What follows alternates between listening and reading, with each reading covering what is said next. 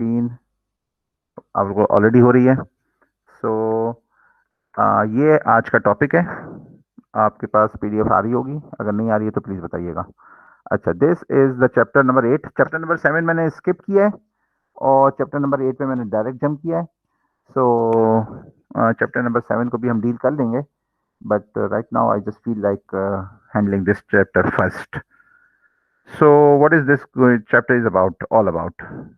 This chapter is about finding the precise measurement of the resistances. Resistance को किस तरह major करें। सो जो कंटेंट्स थे जो आज के चल लेक्चर के थे वो मैंने स्कैन कर दिए हुए हैं इसके अंदर, और मैं समझा भी दूंगा आपको इंशाल्लाह। और ये सारी चीज़ें मैं आपको समझाऊंगा आज। व्हीट स्टोन ब्रिज भी मैं आपको आज कराऊंगा, हालांकि इतनी बड़ी चीज़ नहीं है। और थोड़ा सा और भी मुझे कराने का मूड था, इसमें मैंने तैयारी कर ली थी किताब में से, लेकिन मैंने वो स्कैन करने के बाद किताब में से देखा कि अगर इसको भी करा दिया जाए तो हो सकता है, लेकिन चलो उसको फिर नेक्स्ट क्लास में रख लेंगे। Simple treatment of the bridge, wheatstone bridge हम आज कर लेंगे। टॉपिक इतने मुश्किल नहीं है। The topics are very very means common sense type. अगर आपको इलेक्ट्रॉनिक्स आती है, आपको इलेक्ट्रिकल इंजीनियरिंग की बेसिक्स आती हैं, आपको ओम्स लॉ आता है, so you can just do it. But because this is the content, these are the contents of the instrumentation measurement. This topic of resistance measurement is definitely a means a solid topic of this instrumentation measurement. How to measure resistance? बहुत सारी जगहों पर आपके sensors अपनी resistance change करते हैं directly proportional to या फिर inversely proportional to your required parameter which you want to measure. For example weight है, तो वेट को आप कैसे मेजर करते हैं? तो इसका जो ट्रांसड्यूसर होता है और the sensor is a strain gauge, or strain gauge is a resistive type of sensor. It means the more weight you put on it, the higher the resistance of this sensor is going to be. तो मतलब ये कि जितनी हम resistance ज़्यादा रखेंगे, जितना ज़्यादा वेट उसके ऊपर रखेंगे, उतना ही ज़्यादा उसकी रेजिस्टेंस होगी। अब रेजिस्टेंस को मेजर करना पड़ेगा हमें, तो this is going to be the topic right now. अच्छा, अब मैं आपको क्या बताऊं, ये इसके वो एक्सपेक्टेशंस हैं, ऑब्जेक्टिव्स हैं, इसको पढ़ेंगे या आप खुद पढ़ लीजिएगा, मैं इसको मतलब ऐसे रीडिंग करना नहीं चाहता। अच्छा, रेजिस्टेंस को आम तौर पे जो मेजर किया जाता है ना, वो आप क्या करते हैं कि एक वोल्ट ओम मीटर आप ले लेते हैं, और volt ohm meter digital meter ले लेते हैं, और इससे आप मेजर कर लेते हैं। But it's not very accurate. Using this method, the resistance will not be very accurate. हालांकि आजकल के डिजिटल मीटर्स के अंदर ये बात तो सही नहीं है। अच्छा, मैं आपको एक बात बताता चलूँ जो मैं फील करता हूँ, although this is not from the topics of this chapter, but ये जो सारी हम डीलिंग करेंगे ना, जो मैं आपको अपनी तरफ से बात बता रहा हूँ, माई ओन फीलिंग, कि ये जो हम सारी डीलिंग करेंगे, ये सारा हम कुछ पढ़ेंगे ये आज। सो what is the purpose of this whole studying? ज़ाहिर बात कोर्स है, कोर्स का जो कंटेंट्स है वो तो हमने डील करने ही करने हैं, बट मैं इससे ऊपर की बात करना चाह रहा हूँ आपसे कि भाई ये जो सारी चीज़ें हैं ये आपके इंस्ट्रूमेंटेशन एंड मेजरमेंट में इस तरीके से डायरेक्टली आपकी ज़िंदगी में कभी भी आप इसको अप्लाई करें, ये नहीं होगा। क्यों? कि the type of environment in this job market of Pakistan, ये सारी चीज़ें इस तरीके से डिज़ाइनिंग हो नहीं रही है। यहाँ पर सारी चीज़ें बनी बनाई आ रही हैं और आपने उन सारी चीज़ों में लगना है। तो इसके ऊपर ना मेरे पास दो तीन चीज़ें हैं जो बोलने के लिए हैं, मेरे पास दो तीन टॉपिक्स हैं, दो तीन पॉइंट्स हैं। एक तो ये है कि देखें भाई, ये जो किताबें लिखी हुई होती है ना, ये पाकिस्तान के हिसाब से नहीं लिखी हुई होती कि पाकिस्तान में क्या इंजीनियरिंग क्या रिक्वायरमेंट है। और एक बात तो ये, दूसरा कोर्स तो पार करना है, दूसरी बात तो ये, तीसरा ये है कि जो आप मटेरियल पढ़ते हैं इन योर 40 कोर्सेज, 40+ कोर्सेज जो कि इंजीनियरिंग की रिक्वायरमेंट होती है 4 साल की, उसके अंदर से सारे कोर्स सारे स्टूडेंट्स इस्तेमाल नहीं करते हैं। Maybe some student will go in marketing, और उसके जो मार्केटिंग के जो कोर्सेज होंगे वो उसको हेल्प करेंगे। Some of students will go in just networking, वो नेटवर्किंग के जो कोर्स होंगे वो इसमें काम करेंगे। Some of you will just go into a power company, जहां पर उसके पावर के कोर्सेज हेल्प करेंगे। कुछ ही लोग होंगे जो डिजाइनिंग में जाएंगे। और अच्छा, बहुत सारा बड़ा बड़ा जो जो जो जो जॉब मार्केट में इंडस्ट्रीज में है, वो है इंस्ट्रूमेंटेशन इंजीनियर। अब बहुत बड़ी फील्ड है, और बहुत ही ज़्यादा इंजीनियर्स आमतौर पे आपको मिलते हैं इंडस्ट्रीज में। तो कहते हैं इंस्ट्रूमेंटेशन के डिपार्टमेंट में हम काम करते हैं, बिकॉज इंस्ट्रूमेंटेशन। लेकिन फिर भी इंस्ट्रूमेंटेशन में भी अगर वो काम करते हैं, तो ये सारी चीज़ें थोड़ी करते हैं जो हम यहाँ पे पढ़ रहे हैं। यहाँ से बहुत सारी चीज़ों से के आइडियाज़ आपको मिल जाएंगे, but you will not be needing the detailed knowledge, ये वोल्ट मीटर्स की और करंट मीटर्स की और ये पीएमएमसी की और मूविंग आयरन की, ये सारी चीज़ें। लेकिन मैं आपको ये नहीं कह रहा कि मतलब ये सारी चीज़ें ज़रूरत नहीं है। मैं आपको जो एम्फेसाइज कर रहा हूँ बात करने का, जो मेरा मेन मेन पॉइंट है, जो मैं जो इसको इस्टेब्लिश करना चाह रहा हूँ, कि ये सारी चीज़ें जब आप पढ़ते हैं ना, तो ज़रूरी नहीं कि आपको इसको इसी चीज़ को एज इट इज़ अप्लाई कर दें। आपका जहन खुलता है कि अच्छा अच्छा, ये इन सारी चीज़ों से गुजर के आज दुनिया इस जगह पे खड़ी है जहाँ पर हम मौजूद हैं। ये सारी चीज़ें हुई हैं, तो ये आज आगे दुनिया आगे बढ़ी है ना। तो आपका जहन खुलता है, और फिर जो है आप इन चीज़ों को अप्लाई करते हैं, आपकी प्रैक्टिस होती है, और ये कहीं ना कहीं किसी दूसरी फील्ड के अंदर भी आपको जाके हेल्प करते हैं। चलें, ये मेरे पास पॉइंट्स है जो मुझे आज आपको बताने थे। अच्छा, तो अब मैं आपको बताता हूँ कि क्या करना था। This method where what you do is voltmeter and ammeter method, voltmeter and ammeter method। क्या करें, दो कनेक्शन का मतलब, यहाँ पे दो कनेक्शन मतलब है कि ये दो कनेक्शन की बात हो रही है, दिस एंड दिस।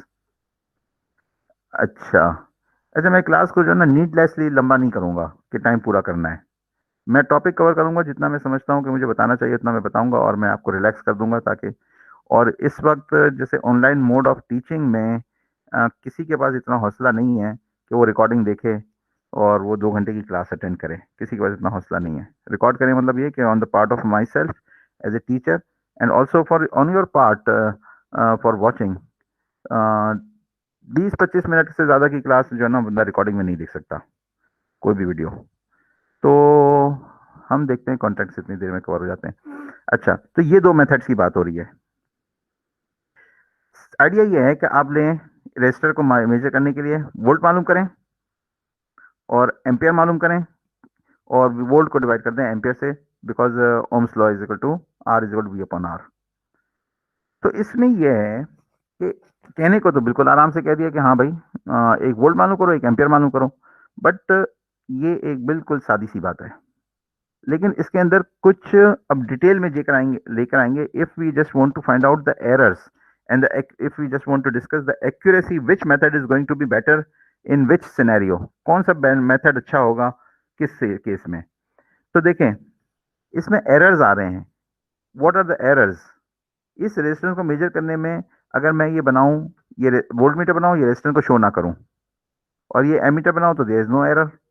लेकिन यहाँ पे क्या किया हुआ है कि इस वाले केस के अंदर ये रेजिस्टेंस वोल्ट मीटर की यहाँ पे मॉडल की हुई है, तो ये यहाँ पे अफेक्ट करेगी। क्योंकि अब देखें, ये जो वोल्ट आ रहे हैं ना, ये वोल्ट, ये तो अक्रॉस रेजिस्टेंस आ रहे हैं डायरेक्टली, कि जो रेजिस्टेंस पे वोल्टेज है वही है। लेकिन ये जो करंट आ रहा है यहाँ पर, ये सिर्फ यही वाला करंट नहीं है जो रेजिस्टर से गुजर रहा है। क्योंकि वोल्ट मीटर, ओम्स लॉ तो अप्लाई उस वक्त होगा ना कि जब हमारे पास इस रेजिस्टर का वोल्टेज पता हो और करंट पता हो इसमें से। लेकिन we just don't have any mechanism of just finding out these two values of voltage and the current accurately, because if you just connect ampere meter here, the voltmeter will be in parallel definitely। तो फिर क्या होगा, तो फिर क्या होगा, someone is there। तो ये इसका मतलब है कि ये सिर्फ वोल्ट एम्पियर मीटर सिर्फ रेजिस्टेंस का करंट नहीं बता रहा, बल्कि वोल्ट मीटर के अंदर जो करंट जा रहा है आई वी, वो भी बता रहा है। तो this is I plus I V. अच्छा, इस वाले केस के अंदर this voltmeter is just not giving you the value of the voltage across this resistor जो हमें चाहिए V अपॉन आर को, V अपॉन आई करने के लिए, बल्कि ये बता रहा है वोल्ट जो सप्लाई का वोल्टेज है, और कुछ वोल्टेज इसका यहाँ पे एम्पियर मीटर के ऊपर भी ड्रॉप हो जाएगा। और एम्पियर मीटर का मतलब ये है कि we are just modelling this internal resistance of the ampere meter separately. इसको हम आइडियल समझ लेते हैं कि there is no resistance. Ampere meter ideally has no resistance, ideally, but definitely in real world cases this ampere meter is going to have some resistance definitely, but बहुत कम होती है। जब सीरीज में लगाते हैं तो दिस सीरीज एम्पी, आम तौर पे इसकी सीरीज रेजिस्टेंस को हम आप कैलकुलेशन में नहीं लेके आते हैं, we just consider it to be zero. इसी तरीके से वोल्ट मीटर की resistance is normally very high और infinite, ideally infinite, but in real cases this is going to be very high, not infinite. Nothing just can be infinite in this real world. Nothing just can be infinite here. तो यहाँ पे कोई भी resistance infinite नहीं होती। Even अगर आप समझ लें कि हवा की रेजिस्टेंस भी इनफाइनाइट नहीं होती, that is in the range of like few mega ohms और few hundred ohms, few tens of mega ohms. अच्छा, तो इन दोनों से दोनों सिनेरियो को हमने डिस्कस करना है आज। तो मैंने आपको बता दिया ये सारा कुछ लिखा हुआ था। तो क्या हुआ कि न्यूमेरिकल सॉल्व करते हैं। असल में यहाँ पे ये जो टॉपिक लिखे हुए तो सारे बड़े वाजे हैं कि यहाँ पे आर इजिकल टू जो हमें दे रहा है इन फिगर 8.1 ए, आर जो आ रही है वो असल में द वोल्टेज अक्रॉस 8.1 ए में, इसके अंदर जो वोल्टेज अक्रॉस द रेजिस्टेंस ये वाला, ये voltage across the resistance E R. अच्छा, वो ई को जो ना इलेक्ट्रिक पोटेंशियल कहते हैं ना जब, तो वोल्टेज को आमतौर पे ई से शो करते हैं, हालांकि मुझे ज़्यादा अच्छा लगता है वी वोल्टेज से। तो E R is definitely right, ये वोल्टेज मीटर जो होगा वो एक्चुअल एक्चुअल ई आर दे रहा होगा, but this current meter will just not be giving you the current through the resistance this I, rather it will be just giving you I plus I V. अच्छा, in figure 8.1 B this voltmeter is just not giving you the voltage across this resistance, rather it is giving the voltage across the actual power supply voltage, और current इसका वो ये आ रहा है जो कि एक रेजिस्टेंस के थ्रू है, तो ये E R plus E A हो गया। What is E A? E A is the voltage across the ammeter. तो कोई और तरीका हो नहीं सकता। If you just consider a non ideal case, the real world case, तो वोल्टेज की कोई ना कोई रेजिस्टेंस होगी जो कि बहुत हाई होगी, और एम्पियर मीटर की कोई ना कोई रेजिस्टेंस होगी जो कि बहुत लो होगी, लेकिन होगी तो सही ना, हाई हो या लो हो। High is not infinite and low is not zero in real cases. सही, that is the something which is to be just seen के इसको हैंडल करना है। अच्छा, कौन सा केस ज्यादा अच्छा रहेगा? इन दोनों केस में से कौन सी वैल्यू ज्यादा अच्छी रहेंगी, तो ये आपको बताना है। The arrangement in figure 8.1b is most suitable when R is very much higher, much larger than the emitter resistance. 8.12b में ये सिनेरियो ज्यादा अच्छा रहेगा इस वाली सीरीज का मेजर करने में कि इस सीरीज की रेजिस्टेंस बहुत हाई हो इसकी मुकाबले में। लेट्स से कि 5 ओम्स है, ये 5 मेगा ओम्स है, तो this 5 ohms in comparison to the 5 mega ohms is not going to affect much, तो ये सिनेरियो ज्यादा अच्छा रहेगा। लेकिन इस वाले केस के अंदर कहां पे अगर रेजिस्टेंस की वैल्यू काफी लो है, तो फिर ये कि वोल्टमीटर की रेजिस्टेंस इतनी हाई होगी कि ये दोनों ज्यादा फर्क नहीं पड़ेगा, वोल्टमीटर की रेजिस्टेंस ज्यादा इस पैरेलल में इतना अफेक्ट नहीं करेगी। तो for low range of the resistances this circuit is better, and for high range of the circuit resistances this circuit is better, ये यहाँ पे लिखा हुआ है। The circuit in figure 8.1a is accurate when the resistance of R is very much smaller than the voltmeter resistance, ये वाली बात हो गई जो मैंने आपको बता दिया। और दूसरे केस में 8.1 बी हो गया, ये वाला मैंने बता दिया आपको। चलें आगे चलते हैं।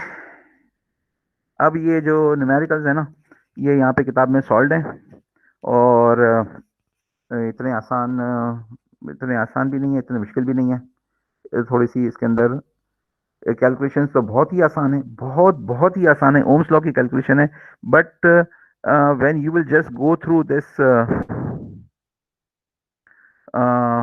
Numericals apparently you will not get the insight जो मैं आपको देना चाह रहा हूँ।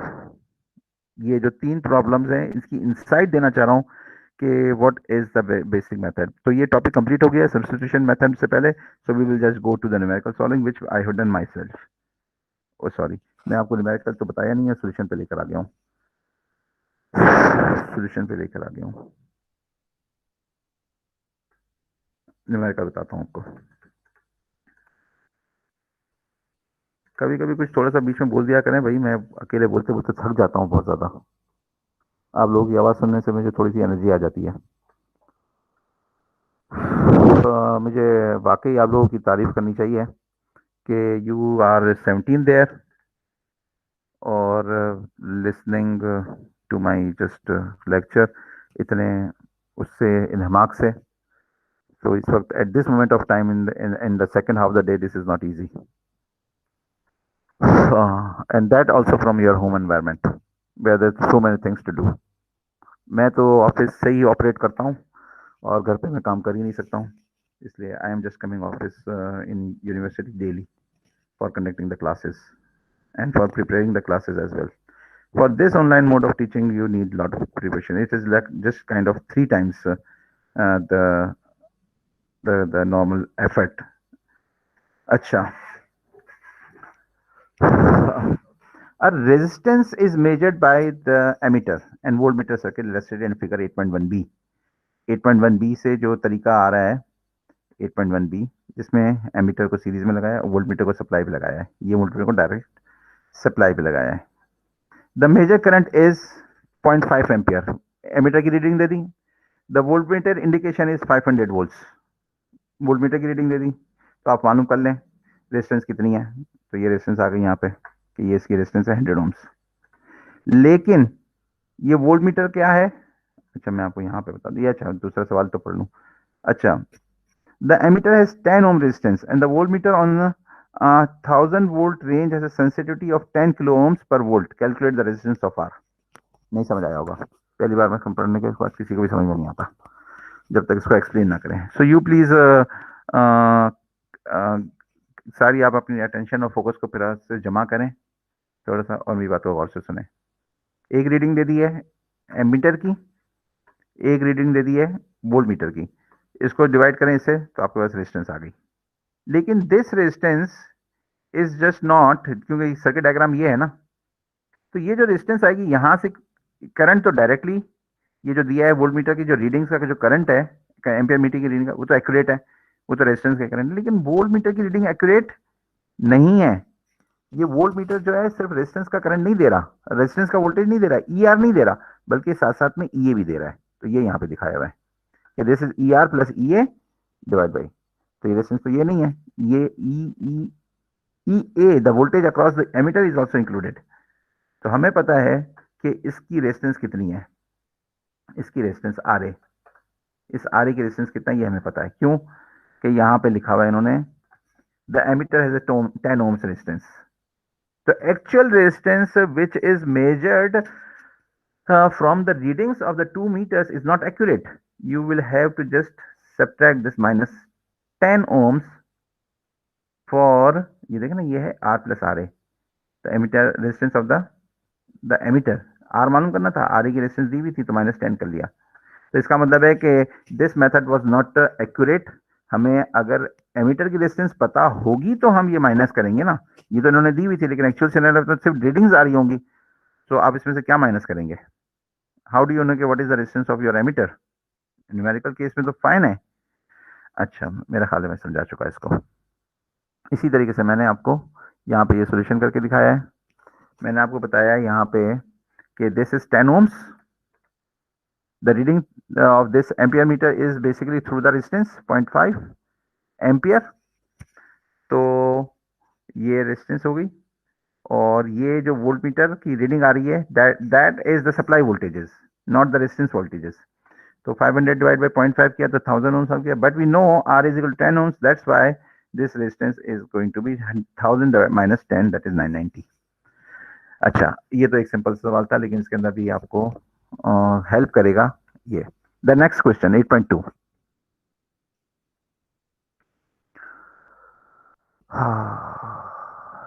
the next question, if the emitter and voltmeter and resistance in example 8.1, यही वाली एग्जांपल के अंदर ये तीनों चीजें लगी हुई हैं, the voltmeter, the current meter and the resistance are reconnected in the form of figure 8.1 में। अब इसको अगर हमने रिकनेक्ट कर दिया in the form of 8.1a, determine the ammeter and voltmeter indications. अब इन्होंने कनेक्ट किया नहीं है, अभी उन्होंने सिर्फ हमें बताया कि ऊपर वाले सीरीज में आपने जो मालूम किए वैल्यूज डेटा जो आपके पास है, अगर हमने इसको कनेक्ट कर दिया दूसरे केस में 8.1 की सूरत में, तो क्या वोल्टेज और करंट होंगे। सो वो मैं आपको अपने सोल्यूशन, यहाँ भी सोल्यूशन किया हुआ है, सिंपल है, बट मैं आपको अपने पार्ट में से यहां से दिखाऊंगा अपना सोल्यूशन। अब ऊपर वाले केस के अंदर हमने क्या किया, सर्किट को चेंज कर दिया, एमीटर यहां लगा दिया, पहले एमीटर यहां लगा हुआ था, ऊपर देखें कहां लगा हुआ था एमीटर, यहां लगा हुआ था 8.1 में, ए में, 8.1 ए फिगर में, अब यहां पे लगा दिया, इसकी रेजिस्टेंस आ गई यहाँ पे 10 ओम्स, ये वोल्ट मीटर है लगा हुआ। अब हमें ये वोल्ट मीटर की रीडिंग मालूम करनी है और ये करंट मीटर की रीडिंग भी हमें पता है। अच्छा, ये करंट मीटर की रीडिंग हमें पता है। अब यहाँ पे हम ये, अब यहाँ पे जो करंट मीटर की रीडिंग जो हमें पता है वो तो ये थी ना, ये वाली करंट की रीडिंग रेजिस्टेंस की, इसमें वोल्ट मीटर शामिल नहीं था। अब इसके अंदर वोल्ट मीटर का करंट भी आ जाएगा, ये देखिएगा यहाँ से जो करंट आ रहा था वो सिंपल आ रहा था फॉर द रेजिस्टेंस, लेकिन अब जो आएगा वो आएगा वोल्ट मीटर का करंट भी और रेजिस्टेंस का भी करंट भी। अच्छा,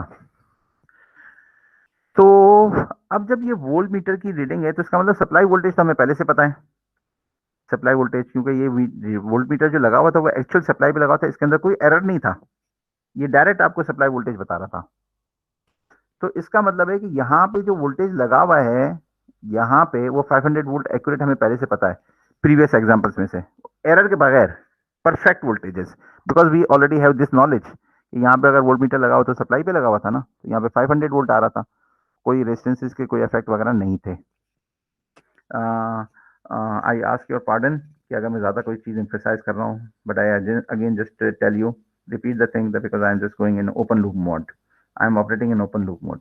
I don't know कि how much you are understanding और कितना, but I just want to give you the insight. तो ये जो वोल्टेज है ना, ये एक्चुअल वोल्टेज है।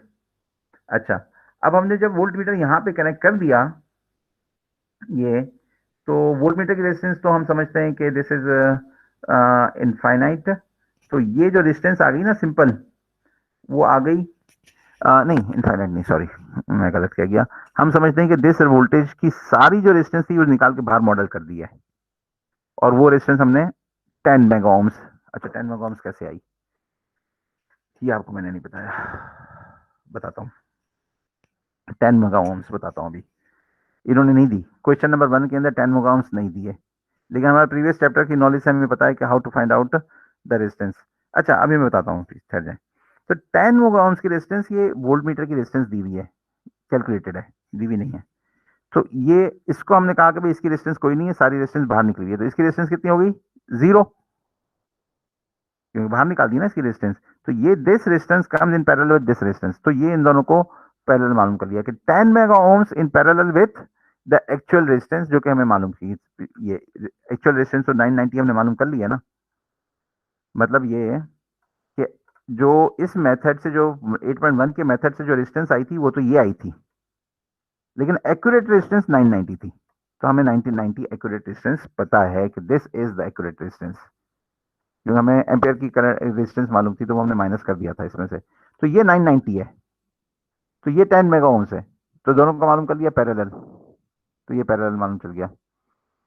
तो ये बन गया इक्विवेलेंट सर्किट, कि ये जो रेजिस्टेंस है ये 10 ओम्स है यहाँ पे, और यहाँ पे है ये 989.9, और मालूम क्या करना है, वोल्टमीटर की रीडिंग। तो वोल्टमीटर कहाँ लगा हुआ है, वोल्टमीटर लगा हुआ है आर पे, और आर की वैल्यू कितनी है, आर की वैल्यू है 989, आर की वैल्यू, यानी आर की पैरेलल वैल्यू, क्योंकि ये रेजिस्टेंस इसके साथ पैरेलल आ रही है ना, तो ये एक पोटेंशियल डिवाइडर बन गया है which is across 500 ohm supply. तो हमने कहा कि भाई 500 वोल्टेज है हमारे पास, ये रहे 500 वोल्टेज। अच्छा, ये ई काट दें क्योंकि मैंने पहले फॉर्मूला लिखना शुरू किया होगा, फिर मैंने 500 वोल्ट की वैल्यू लिख दी है। तो इसके ऊपर वोल्टेज कितना आएगा 989 पे, तो हमने कहा कि 989 पे वोल्टेज आएगा, यहाँ पे 500 लगे हुए, ये 989 है 0.9, और ये 10 ओम्स है, तो पोटेंशियल डिवाइडर का फॉर्मूला लगा दिया, ऊपर 500 लिख दिया, फिर सप्लाई वोल्टेज 989 पे वोल्टेज मालूम करना है, divide by 10 plus 989 potential divider, तो this is going to be 495 voltmeter reading, voltmeter reading. तो करंट मीटर की रीडिंग क्या होगी, आई प्लस आई बी, तो वो क्या होगा, वो होगा, हम कहेंगे कि भाई ये वोल्टेज करंट मीटर की रीडिंग होगी कि voltage divide by this resistance plus this resistance, तो वो तो पूरी की पूरी वही हो गई रेजिस्टेंस 999.9, इसको ऐड कर दिया और इसको अंदर 10 भी, ये 989 आई थी, इसके साथ 10 ऐड कर दिया तो ये वाला। लेकिन यहां से मालूम करें करंट को, आई प्लस आई वी, यहां से तो ये वाला वोल्टेज इस्तेमाल करना पड़ेगा जिसके अंदर 10 ओम्स की रेजिस्टेंस भी ऐड होगी यहाँ पे। लेकिन अगर मैं इस सारे करंट को देखूं तो ये जा कहां रहा है, ये यहां से करंट यहां से इन दोनों ब्रांचेस में ही जा रहा है ना, यानी इधर ही जा रहा है, इधर, which is the parallel combination of this both resistance. तो यहाँ पे वोल्टेज कितना है, यहाँ पे वोल्टेज है 495, तो अब मैं जो रेजिस्टेंस इस्तेमाल करूंगा वो 989 इस्तेमाल करूंगा, तो ये वैल्यू करो या ये वैल्यू करो, आंसर 0.5 आ रहा है। सही है, तो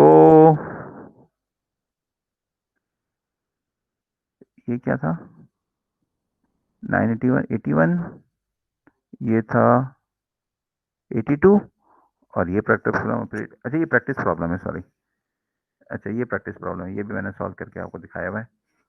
अच्छा, अब मैं आपको जो बताना चाह रहा हूँ 8.3, जो अब जहाँ से आपको थोड़ी सी इंसाइट मिलेगी, 8.3 न्यूमेरिकल। हमने मतलब ये कि क्या किया, वोल्ट मीटर की रीडिंग मालूम कर ली, करंट मीटर की रीडिंग मालूम कर ली कि इस वाले केस के अंदर कितना करंट आएगा, तो ये पता चल गया। अब जो है इन्होंने तीसरे सवाल में एक सवाल किया है 8.3 में, अगर मैं नीडलेसली कॉम्प्लिकेट कर रहा हूं तो प्लीज मुझे माफ कर दीजिएगा, बिकॉज मुझे अभी अंदाजा नहीं है। अच्छा, अब the third part, referring two example 8.1 and 8.2, determine which of the two circuits in this figure 8.1a or 8.1b gives the most accurate measurement of R when R is calculated without taking RA and RB into account। तो अगर RA और RB को हम देखें ही ना और दोनों case के अंदर इस वाले में लगाएंगे तो वैल्यू ज्यादा सही आएगी, या इस वाले केस में लगाएंगे तो वैल्यू ज्यादा सही आएगी। तो हमने कहा कि भाई पहले वाले केस के अंदर 8.3 में, पहले वाले केस के अंदर जो वैल्यू आ रही है वो तो आ रही है 8.1 बी में, वो तो आ रही है एमीटर रेजिस्टेंस, तो इसका मतलब ये है कि इस वाले केस के अंदर, सॉरी थोड़ा सा मैं आपको बहुत ज्यादा स्क्रॉल कर रहा हूं, अगर इस तरीके से लगाएंगे वैल्यू को जो कि इन्होंने पहला 8.1 में था, तो जो रेजिस्टेंस आ रही है वो क्या आ रही है, 500 डिवाइड बाई द करंट 0.5, वो आ रही है 1000 ओम्स। और वो हमने 8.1 में -10 करके एक्यूरेट वैल्यू तो निकाल ली थी यहाँ से भी, लेकिन एक्यूरेट नहीं थी। लेकिन दूसरे वाले केस में इधर इस वाले केस में आप देखिएगा जो रीडिंग्स आ रही हैं वो क्या आ रही है, वोल्ट मीटर रीडिंग वो आ रही है, हाँ ये प्रैक्टिस प्रॉब्लम है, हमने कहा कि वोल्ट मीटर रीडिंग आएगी 495 और करंट मीटर रीडिंग आएगी 0.5, तो वोल्ट मीटर पे 495, करंट पे 0.5, इन दोनों को डिवाइड करें, तो इन दोनों को डिवाइड करते हैं, ये किताब में दिया हुआ मैंने नहीं किया, मुझे करना चाहिए था हाथ से, लेकिन चले वो तो वाज़ेह था ना इसलिए मैंने नहीं किया। तो इसको डिवाइड किया हमने इस वाले केस में 495 डिवाइड बाई 0.5, तो आंसर आ गया 99। तो इसका मतलब है कि अगर हम इसको कनेक्ट करेंगे इन the form of like example 8.2 या एग्जाम फिगर नंबर 8.1 ए, तो ज्यादा एक्यूरेट रिजल्ट आएगा। देखें 8.1 में एग्जाम्पल में, इस वाली में मैं फिर बताता हूं आपको, जो what inside I just want to give you is कि अगर हमने इसमें इस तरीके से कनेक्ट किया तो एक्यूरेट रेजिस्टेंस आएगी ये 1000 ओम्स, लेकिन वो एक्यूरेट नहीं होगी। एक्यूरेट मालूम करने के लिए हमने 10 ओम्स माइनस करके एक्यूरेट तो मालूम कर ली, लेकिन ये तो रीडिंग्स मीटर रीडिंग से तो नहीं आ रही ना।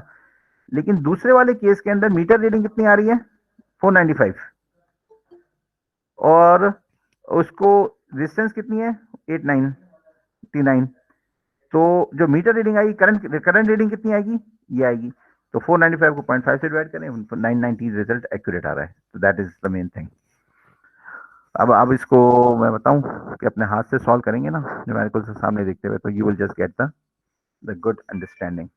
अच्छा, अब ये जो है प्रैक्टिस प्रॉब्लम था एक, वो मैंने यहाँ से लिया है और इसको सॉल्व करके दे दिया है यहाँ पर कि diameter has a 5 ohms resistance अच्छा, एक चीज जो मैंने आपको नहीं बताई पिछली वाले सवाल में, वो मैं आपको बता दूं। ये वाली,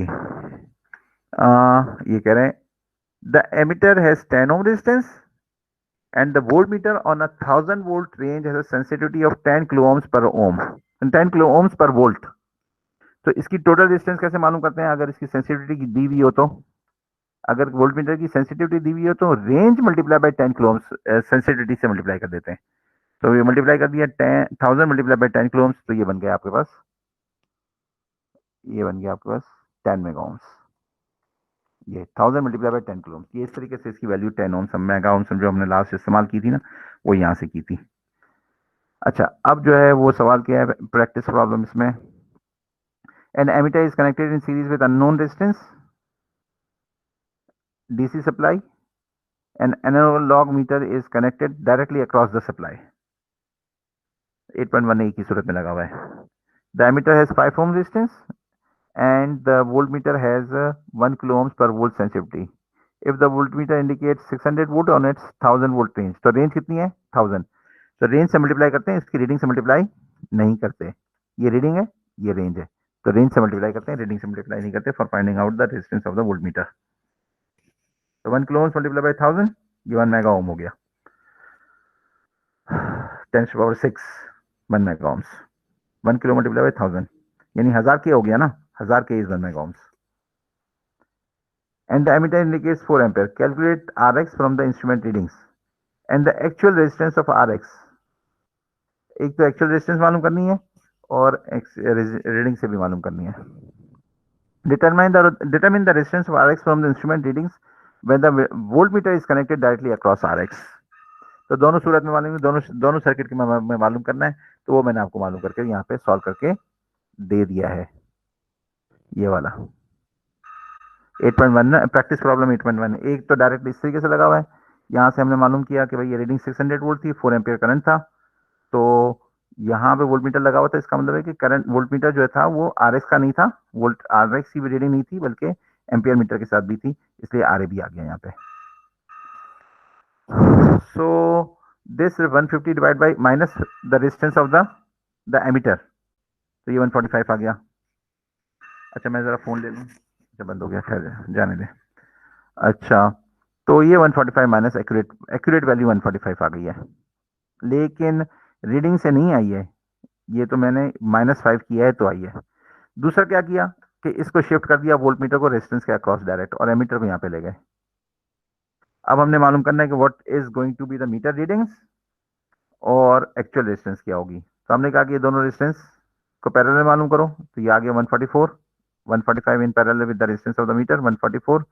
वोल्टेज डिवाइडर बन गया, इसके ऊपर वोल्टेज मालूम कर लो, इस पे इसके साथ 5 ओम के साथ वोल्टेज डिवाइडर, तो ये टोटल रेजिस्टेंस और ये 5 ओम, ये हो गया 580। तो इसका मतलब है कि इस वोल्ट पे कितनी वोल्टेज रीडिंग आएगी? वोल्ट मीटर में 580, 580 रीडिंग है, और रेजिस्टेंस कितनी है? Accurate resistance, the parallel combination volt meter में, तो ये आ गया आपके पास करंट, यानी ये जो करंट गुजरेगा यहां से, ये वाला करंट, तो ये आ गया 4 ampere. 10 from the instrument reading अगर इस सूरत में 580 आएगा यहाँ पे, और करंट कितना आएगा? 4। ये करंट हमने 4 मालूम किया है यहाँ पे, कि करंट की रीडिंग क्या होगी?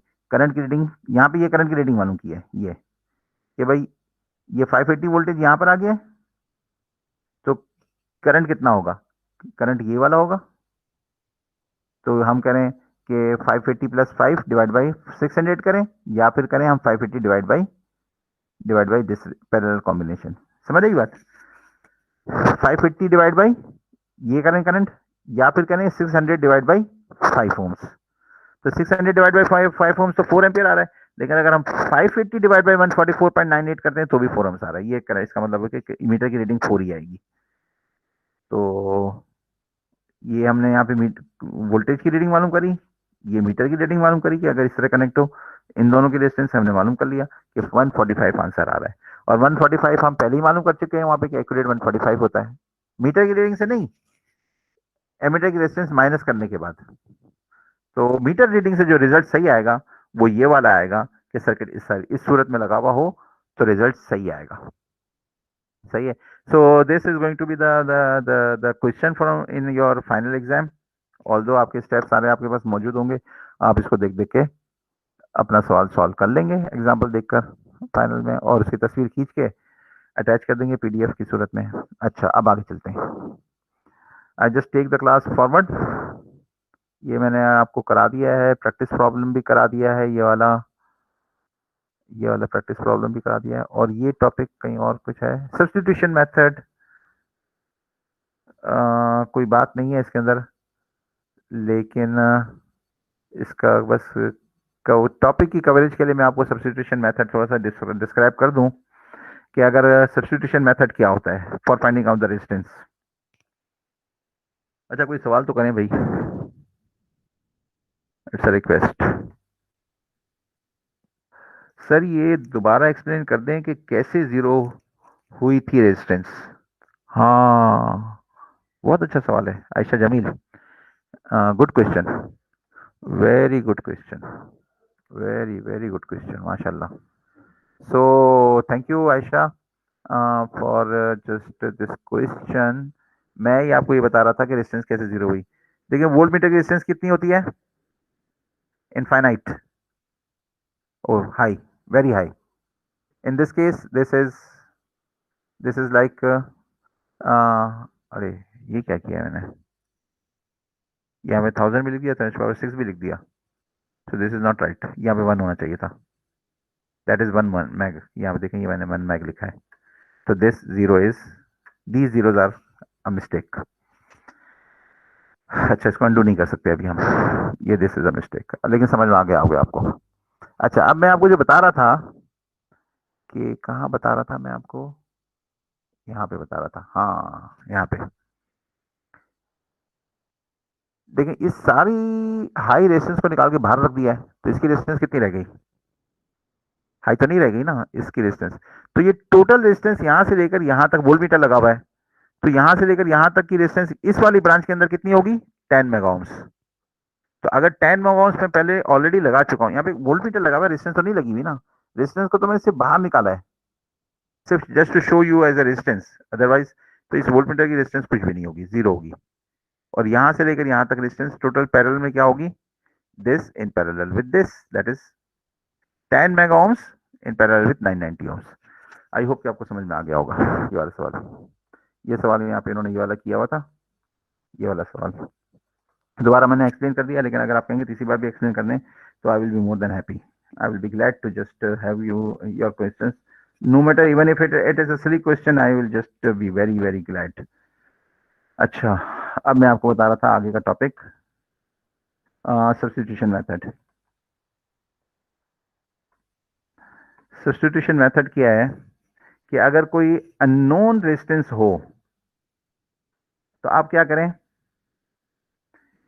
आपको मालूम करना हो, आपके पास यहाँ पे एमीटर हो, तो आप क्या करें, इस रेजिस्टेंस को निकाल दें, लगा दें और करंट मालूम कर लें, और करंट की वैल्यू नोट डाउन कर लें, यहाँ पे लिख लिया आपने। फिर आप एक नोन रेजिस्टेंसेस, जैसे डिकेड बॉक्स नहीं होता, डिकेड बॉक्स होता है रेजिस्टेंसेस का, जिसके अंदर आप स्विचेस लगाते रहते हैं और वो आपको प्रिसाइज वैल्यू उसके ऊपर आप रीड कर लेते हैं। तो अगर आपके पास कोई ऐसी रेजिस्टेंस, समझ लीजिए एक वेरिएबल रेजिस्टर है जिसकी वैल्यू आप डायल से रीड कर सकते हैं, तो वो रेजिस्टेंस आप यहाँ पे लगा दें और इसका डायल को घुमाते रहें और इस करंट को उस वाली वैल्यू पे सेट कर दें जो आपने यहाँ पे राइट डाउन की है इस वाली बिल्डिंग से। तो क्योंकि ये नॉन रेजिस्टेंस लगा दी है, तो करंट मैच कर दिया है, तो इसका मतलब है कि ये known resistance will known resistance will be equal to the known resistance. इसको कहते हैं सब्स्टिट्यूशन मेथड।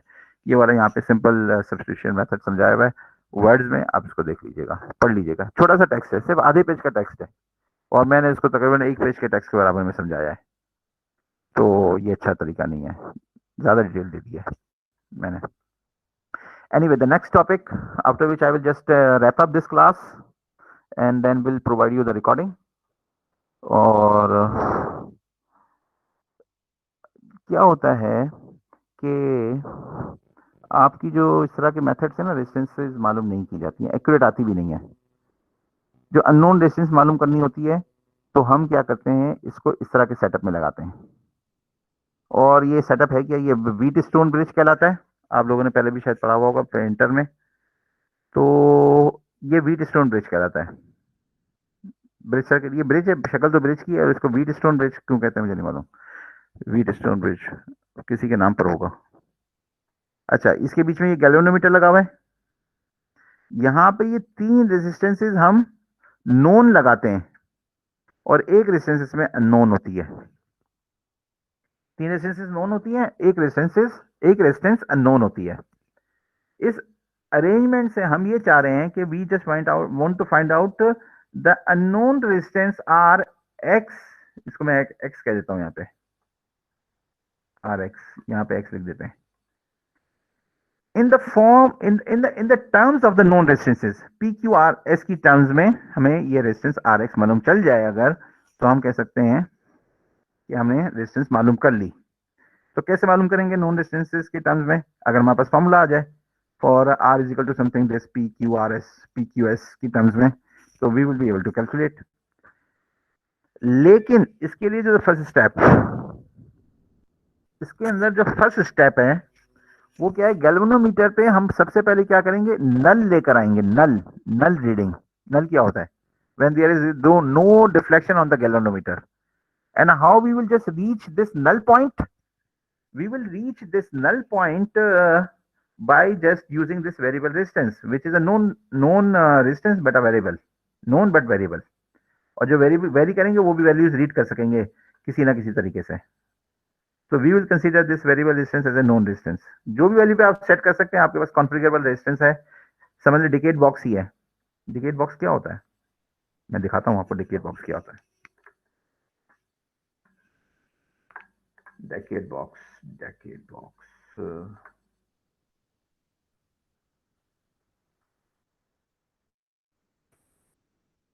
ये डेकेड बॉक्स होता है।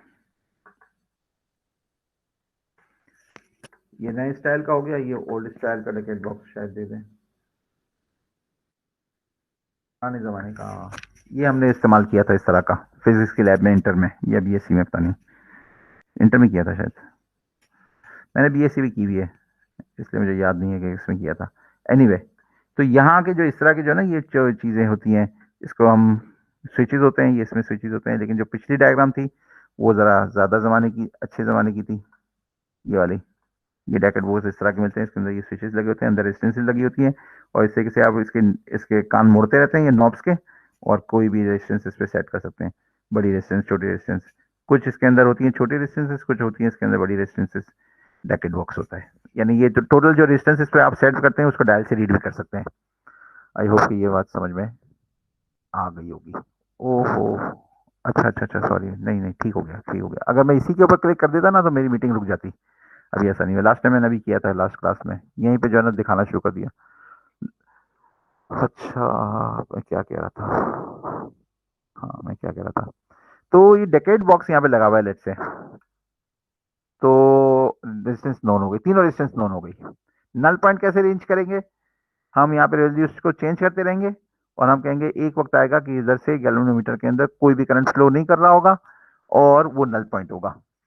यानी वेरिएबल रेजिस्टेंस आपके हाथ में मौजूद है, आप इसको सेट कर रहे हैं, और इस तरीके से सेट कर रहे हैं कि ये गैल्वेनोमीटर की रीडिंग कम से कम होती चली जाए और आखिर ये जीरो पे आके रुक जाए। तो इसका मतलब आपने नल पॉइंट अचीव कर लिया। जब नल पॉइंट आ गया, that means the voltage on this R S, this R, and the voltage on this S is equal to V R upon V S. क्यों? कि अगर यहाँ पे वोल्टेज डिफरेंस जब जीरो होगा इस पॉइंट पे और इस पॉइंट पे, जब भी तो कोई करंट गुजरेगा नहीं। तो हमने कहा कि this voltage is equal to this voltage. तो इसका मतलब है कि Vp upon Vp is equal to V Q, इसके ऊपर वोल्टेज बराबर है इस वी क्यू के, the voltage on the Q, और इसके ऊपर वोल्टेज बराबर है इसके। देखें, ये एक पोटेंशियल डिवाइडर है पी क्यू, और यहाँ पे हम इसको पोटेंशियल डिवाइडर, अगर कोई टैप बीच में से निकल रही हो तो आमतौर पे पोटेंशियल डिवाइडर की कैलकुलेशन नहीं करते, नहीं कर सकते, because that is not a potential divider. Potential divider के लिए तो जरूरी है कि यहाँ पे कोई टैप नहीं निकलनी चाहिए। मैं बताता हूँ आपको, थोड़ा सा ऐसे खामा खामा क्लास को लंबा कर रहा हूँ, आप लोगों को भी टाइम ज़ाया कर रहा हूँ।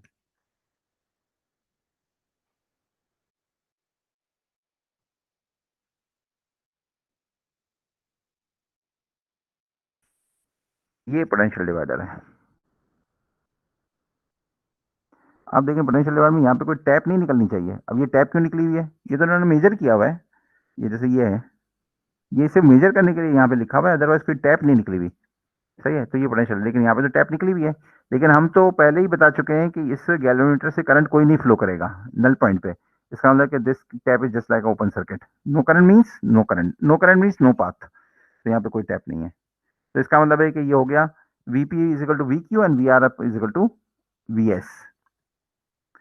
अब ये सिंपल कैलकुलेशन है। अच्छा, इन इन इन पोटेंशियल डिवाइडर में इन दोनों की का पोटेंशियल डिवाइडर में दोनों की वैल्यूज डिफरेंट हो सकती हैं, इसकी वैल्यूज डिफरेंट हो सकती हैं, जरूरी नहीं है the resistance of P is equal to resistance of Q, it's not necessary. लेकिन पोटेंशियल डिवाइडर पे जो यहां से जो वोल्टेज होगा पी पे वो इस VQ के बराबर होगा, जब यहाँ पे जीरो वोल्टेज बना है। यहाँ पे इस पॉइंट से लेकर इस पॉइंट तक, दिस से दिस गैल्वेनोमीटर के दोनों पॉइंट पे जीरो बना है। अच्छा, इसमें से जो करंट गुजर रहा होगा वो इधर से कोई करंट जा नहीं रहा, तो इसका मतलब है कि यहाँ से भी वही करंट गुजरेगा, इसको हम कहते हैं I1। यहाँ से जो करंट गुजर रहा होगा ये क्यों यहाँ पे जा नहीं सकता, इसको कहते हैं हम I2। ये इसमें से गुजरेगा। तो ये वाली कैलकुलेशन इस्तेमाल कर लिए कि दिस I1 अपॉन I1 आ रहा है is equal to I2S voltage, ये वाला V R is equal to I1 R और VS is equal to I2S, current multiply by the resistance. और इसी तरीके से I1P, क्योंकि R के अंदर और P के अंदर करंट सेम है और S और Q के अंदर करंट सेम है I2। इसको डिवाइड कर दिया, फॉर्मूला आ गया हमारे पास R upon P is equal to S upon Q, जो कि अननोन डिस्टेंस की वैल्यू आ गई in terms of known distances. ये इसका मतलब है कि हमारा मकसद हल हो गया। यहाँ पे ये इन्होंने सिंपल सा कैलकुलेशन की हुई है, एक अननोन दी हुई है, बहुत ही सादा सा सवाल है। ये बहुत सादा सवाल है। अच्छा, नेक्स्ट पार्ट जो है ना इसका B part, determine the resistance measurement range for the bridge if S is adjustable from 1 kilo ohms to 8 kilo ohms. पहले तो इन्होंने एस पी और क्यू दे दी और कहा कि आर मालूम कर लो, तो ये हमने तीन वैल्यूज डाल के आर मालूम कर लिया। अब दूसरे सवाल में ये पूछ रहे हैं कि what is going to be the range of unknown resistance if your S can be adjusted from 1 kilo ohms to 8 kilo ohms. तो हमने कहा कि भाई अगर एस को अगर हम नल पॉइंट अचीव करते हैं at 1 kilo ohms value of S, तो R is going to be 500 ohms. और if our null comes at point where the S has been set to 8 kilo ohms, तो R आया 4 kilo ohms. The range is that from 500 ohms to 4 kilo ohms. इधर हमने क्या इस्तेमाल किया था 5.51, क्योंकि उन्होंने यहाँ पे 5.1 दिया हुआ था। लेकिन जब रेंज मालूम कर ली तो हमने दोनों रेंजेस को इस्तेमाल करके इसकी रेंज मालूम कर ली। सो अब इसके आगे जो डिस्कशन है वो एक्यूरेसी की है, बट अभी जो ना इसको हम एंड अप करते हैं। और सवाल आप लोग करेंगे नहीं कोई, मुझे मालूम है, और अटेंडेंस जो है मैं आपकी खुद मार्क कर दूंगा, so you don't have to worry about it. So that's how just I will just immediately end of the class. First stop recording. कोई सवाल है तो मैं तो तीन तक गिनता हूँ, आप लोग कर सकते हैं। तो वो नहीं कर रहे हैं तो स्टॉप रिकॉर्डिंग कर दी।